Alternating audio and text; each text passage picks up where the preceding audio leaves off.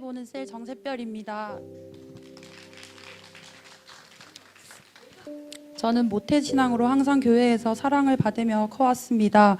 19살 때부터 바로 취업을 했었고 오래 다니던 직장을 퇴사하게 되면서 개척교회로 옮기게 되었습니다.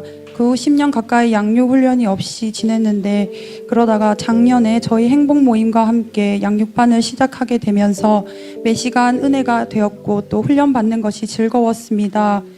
하나님께서 저에게 우리 교회로 오기 전 무조건 순종하라고 거듭 말씀하신 적이 있는데 뒤돌아보니 그 순종의 결과로 우리 교회로 인도되어졌고 양육훈련과 영적인 성장을 할 수 있는 기쁜 자리에 몸을 담을 수 있게 하셨습니다. 너무 감사했습니다. 그래서 다음 훈련인 제자훈련이 기대되었고 아무 고민 없이 자연스레 제자학교 훈련을 신청하게 되었습니다. 제자학교 훈련이 시작되기 전에 교회에서 했던 집중훈련을 통해 복음에 대해서 집중하게 되었고 복음은 능력이 있다라는 생각을 하면서도 저에게 복음의 능력이 어떤 것인지에 대해 먹구름이 낀 듯이 막연하다는 마음에 복음의 능력을 확실히 경험하고 싶다고 기도하며 훈련을 시작했습니다.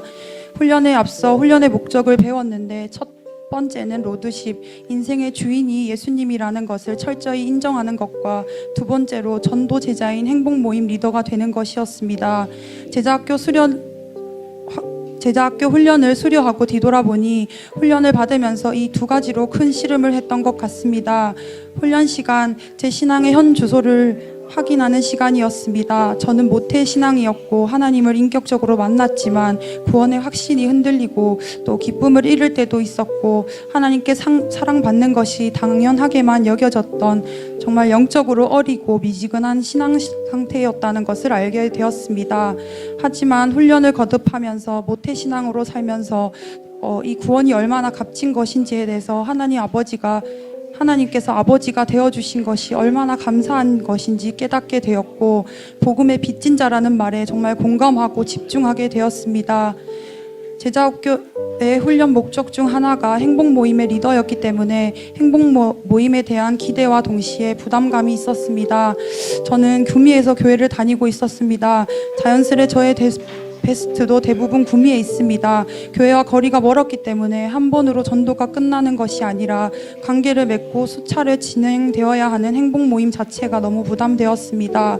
그래서 복음을 전하지 않을 수 없게 억지로 하지 않게 복음의 능력이 확실히 경험되어지기를 기도하며 훈련을 시작했는데 감사하게도 하나님께서는 저와 같은 지역 구미에 사는 제 친구 부부의 행복모임이 열려지게 하셨고 저도 행복모임에 참여하고 또 마음을 낼 수 있게 해주셨습니다. 처음에는 오랜만에 만난 친구라 어떤 사연과 또 어려움이 있는지도 모르고 행복모임을 시작했는데 행복모임이 열리면서 부부에게 우울증 등 삶의 막중한 문제와 어려움이 있다는 것과 예배와 공동체에 멀어져 있음을 알게 되었습니다. 행복모임 중에 저에게 이 베스트들의 이 하나님과의 관계를 회복하고 또 들어오는 삶의 어려움들을 해결하기를 원하시는 하나님의 마음을 주셨고 그것을 베스트에게 나누며 행복모임이 열리는 매 시간 부부의 제목과 또 기도 제목과 행복모임을 위해 기도했습니다. 저의 베스트들이 어떻게 변화될지는 모르지만 베스트들에게 잘 될 거라고 복음이면 된다고 호언장담했기 때문에 반드시 들어주셔야 한다며 아니면 하나님의 얼굴을 먹칠하는 거라며 간절히 기도했던 시간들이었습니다. 닫혀있던 베스트들이 행복모임마다 점점 마음을 열고 꺼내기 어려웠을 기도 제목을 나누기도 하고 점점 밝아지고 또 빠르게 변화되는 기쁨을 보게 하셨습니다. 베스트는 2달간의 행복 모임을 끝낸 후 다시 예배를 드리고 교회를 가겠다고 결단했습니다. 저의 소중한 베스트들이 회복될 수 있도록 시간과 마음을 내어 먼 길을 달려와 준 리더님들 또 기쁨을 함께 동참하게 하시며 복음의 능력을 보여주신 하나님 그 모든 것이 감사한 시간이었습니다. 하지만 사실은 이번 제자 훈련을 하면서 훈련의 자리 또 예배의 자리 행복 모임의 자리를 매번 지키는 것이 쉽지만은 않았습니다. 저에게는 열려지는 수많은 행복 모임을 자리를 기꺼이 순종하며 나와야 하는 자세가 필요했고, 먼 거리를 매번 달려와야 했고, 또 훈련과 행복 모임을 하는 동안 계속 일을 쉬고 있었기 때문에 경제적인 부담감과 취업에 대한 부담 때문에 이 자리를 시간을 할애하는 자체가 마음이 너무 어려웠습니다. 행복 모임 도중에는 집안에 문제가 생겼고, 또 10년째 병원에서 입원해 계시던 아빠가 위독하시다는 연락이 왔습니다. 마음이 무너졌습니다. 저의 모든 상황이 가로막힌 듯이 어렵고 힘들어서 베스트들보다 당장 내 상황이 힘든데 행복 모임에 나와서 섬기는 것이 맞는가에 대한 생각까지 들었습니다. 많은 대가 지불이 필요했고, 또 훈련 기간 동안 저의 모든 상황이 어렵고 힘이 드니 예배와 훈련 그리고 행복 모임 그 어떤 것도 기쁘지 않을 때도 있었고, 기도조차 나오지 않는 상황도 있었습니다. 하나님 도대체 왜요? 라고 물으면서 제 상황 앞에서 그저 버티고 인내할 수밖에 없었습니다. 상황과 마음의 어려움들을 돌아보며 하나님께서 저에게 무엇을 말씀하고 계시는지 고민하게 되었습니다.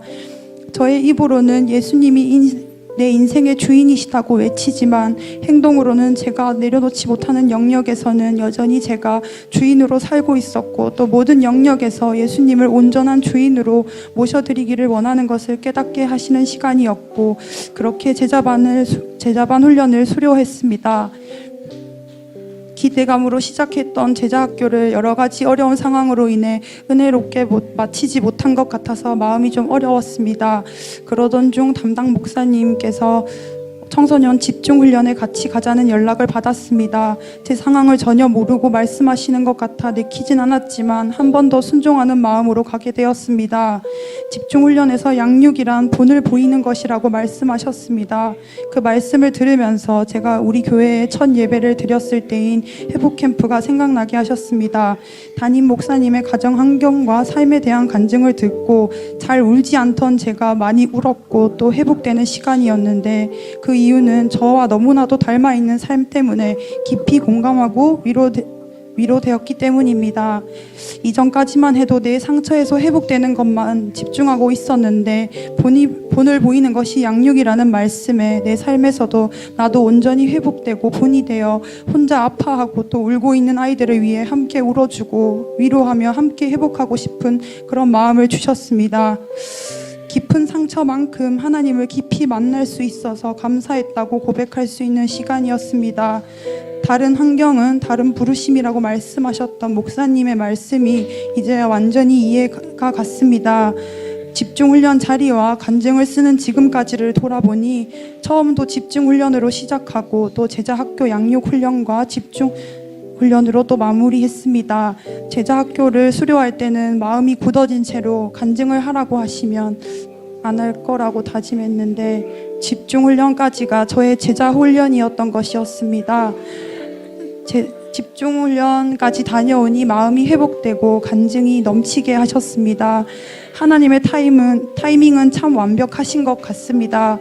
앞으로도 온전히 회복된 저의 모습과 또 제 안에 복음의 능력을 확신하고 복음을 담대히 기쁘게 전할 수 있도록 나아가겠습니다. 훈련의 자리로 지속적으로 사모하고 나아가며 또 나의 시간, 나의 삶이 아닌 온전히 예수님께서 주인 되시는 삶으로 예수님께서 이끄시는 순종하는 그런 제자가 되기 위해 노력하겠습니다. 우리가 선을 행하되 낙심하지 말지니 포기하지 아니하면 때가 이름에 거두리라. 아멘. 갈라디아서 6장 9절 말씀. 아멘. 끝으로 담임 목사님, 제가 이전까지 간증할 때 성도님들이 왜 존경한다고 하는지 잘 몰랐습니다. 그런데 겪어보고 교회를 누려보니 그저 최선을 다하는 게 아니라 전력 투구해 주시는 삶을 통해 이렇게 건강한 교회에서 누릴 수 있게 해주셔서 감사합니다. 삶의 본이 되어 주셔서 감사합니다. 존경하고 사랑합니다. 좋으신 나의 하나님, 그리고 제가 어떤 모습이든 연약한 저의 모습까지 사랑해 주시고 오래 참고 기다려 주셔서 감사합니다. 누리기만 했던 사랑이 아니라 더 나누어 주고 하나님의 마음을 기쁘고 시원하게 해드리는 그런 삶을 살겠습니다. 이 모든 영광 하나님께 올려드립니다. 아멘.